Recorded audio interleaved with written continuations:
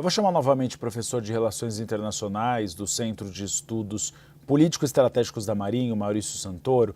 Daqui a pouco eu vou convidar o Theo Cury, nosso analista de política internacional, para participar dessa entrevista. Já está em tela. Maurício, a situação no Irã é muito difícil e muito diferente da situação de outros países, como, por exemplo, Afeganistão, Síria e Iraque, onde houve uma mudança de regime depois de ataques americanos. Por lá a gente vê que o regime é muito mais estruturado, com mais apoio. Claro, há um cansaço ideológico que a gente viu pelos protestos recentes, mas uma mudança sem uma entrada direta dos Estados Unidos é muito difícil. A tendência é realmente, né, professor, que siga o regime atual. Boa tarde, Uribe. Realmente, né, quer dizer, esse regime que a Revolução Islâmica criou há quase 50 anos, ele é uma espécie de solução de compromisso, né? Aliás, os comentaristas mostraram isso muito bem. Então, existe um componente desse sistema que é eleito, que é a figura do presidente da República. É uma eleição muito restrita, muito limitada, mas ainda assim há um certo nível de competição entre as elites iranianas pela figura do presidente. Depois a gente tem o líder supremo, né, que representa exatamente esse extrato, né, clerical, né, dos ayatollahs. E há uma série de forças políticas não eleitas, principalmente os militares, a Guarda Revolucionária. Então é uma combinação e um arranjo dessas várias forças, né? Então, o que a gente teve agora foi a morte do Ali Khamenei. Então o país está momentaneamente sem um líder supremo, e vai ser difícil, no cenário da guerra, que a elite política iraniana possa se reunir para escolher um novo líder. E algo que me chamou muito a atenção também, né, vendo ali os candidatos, né, discutindo quem poderiam ser essas figuras, é essa profunda ironia de que entre os favoritos a gente tem o neto de um ayatollah, né, do primeiro líder supremo, e o filho do segundo líder supremo.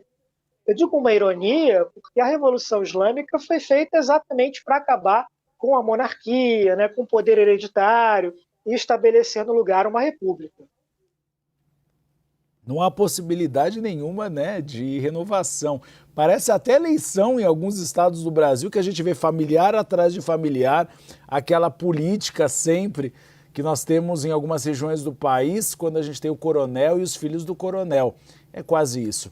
Theo Cury, participa da entrevista.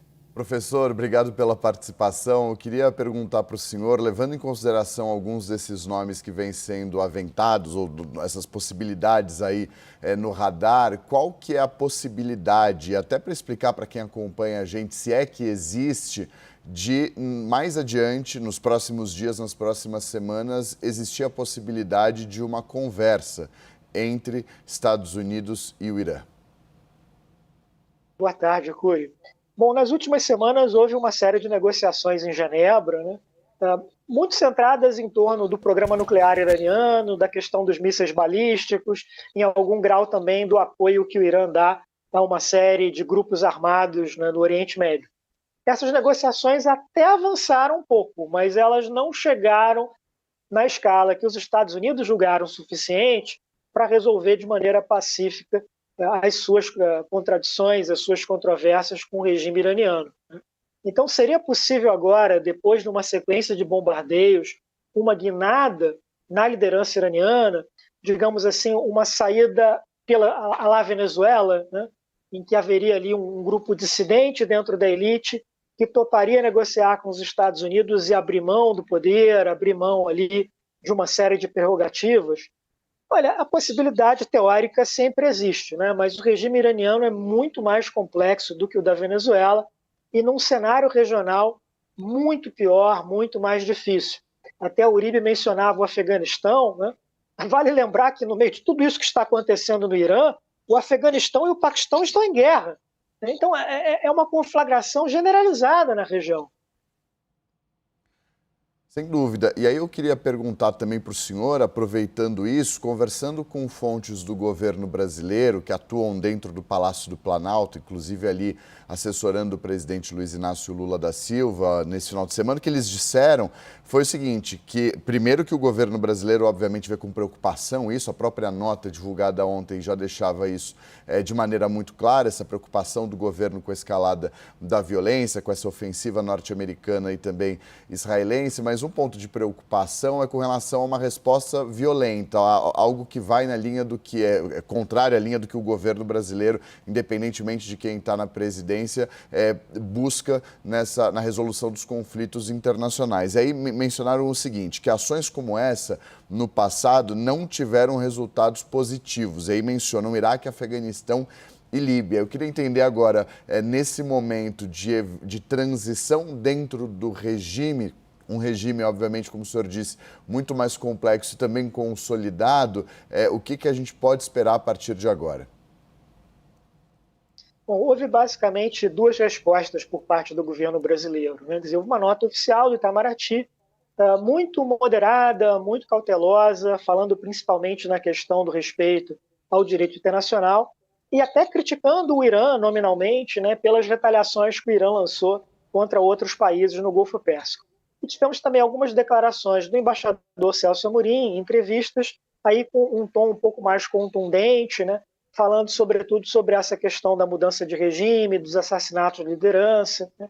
Quer dizer, o que há em comum nesses dois posicionamentos, né, primeiro, esse mal-estar do governo brasileiro com o uso da força, né, uma preocupação com o recurso à guerra, mas também uma cautela muito grande por parte do Itamaraty, do presidente Lula, em não fazer ou não dizer nada que significasse um conflito direto com o presidente americano Donald Trump.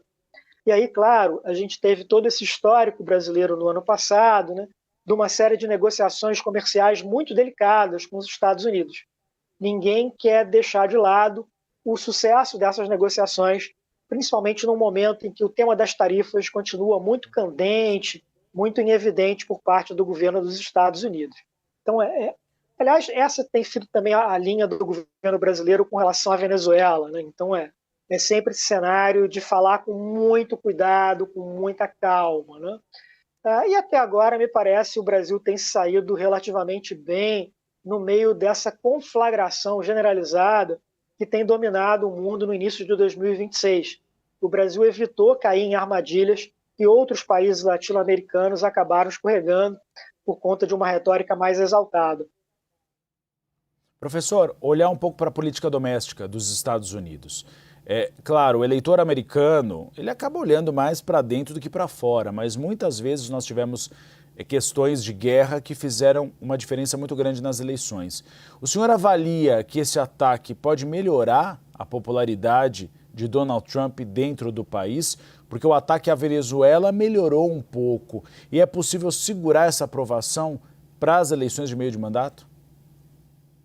Né? A situação do Donald Trump em termos de popularidade não está boa, né? Quer dizer, mesmo nos seus melhores momentos, ele tem ali um pouco mais de 40% de apoio. E agora, no final do ano, existem as eleições de meio de mandato, que tradicionalmente é uma eleição na qual o eleitor americano pune o presidente, né? Ele acaba dando mais força, mais voz para o partido de oposição. Então, o que a gente teve até agora, embora a gente possa descrever a intervenção na Venezuela como um sucesso para a diplomacia do Donald Trump, mas isso não gerou realmente uma mudança de jogo em termos ali dos seus resultados eleitorais. Então, o eleitor americano está muito mais preocupado agora com a questão da economia, inclusive o impacto das tarifas em termos de inflação, e com o tema da imigração, em particular naqueles estados americanos, né, como Minnesota, onde o choque entre as autoridades federais e a população local se tornou muito violento e gerou uma situação ali de conflagração, de crise política, né? Então, nesse contexto, apesar desses relativos sucessos de política externa, o cenário eleitoral para o Trump não está bom. Ele vai precisar olhar mais para essas questões de política doméstica, sobretudo no campo da economia.